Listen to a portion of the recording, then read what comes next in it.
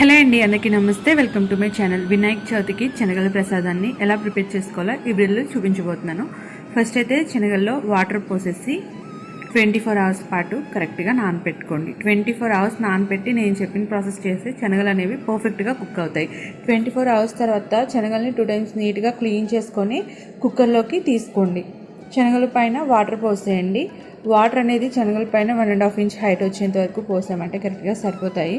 దీంట్లో సాల్ట్ వేసుకొని విజిల్ పెట్టేసి హై ఫ్లేమ్లో 2 విజిల్స్ వచ్చేంత వరకు కుక్ చేసుకొని ప్రెషర్ అంతా పోయిన తర్వాత ఎక్స్ట్రా వాటర్ని వడకట్టేయండి. నెక్స్ట్ వేరొక ఫ్రై ప్యాన్లో ఎండుమిర్చి, పచ్చిమిర్చి, కరివేపాకు, జీలకర్ర, ఆవాలు వేసుకొని లో ఫ్లేమ్లో బాగా ఫ్రై చేసుకొని మనం వడకట్టుకున్న శనగలు వేసి అవసరమైతే కొద్దిగా సాల్ట్ లైట్గా స్ప్రింకిల్ చేసుకొని మిక్స్ చేసేసి స్టవ్ ఆఫ్ చేసామంటే శనగల ప్రసాదం రెడీ అయిపోయినట్లే.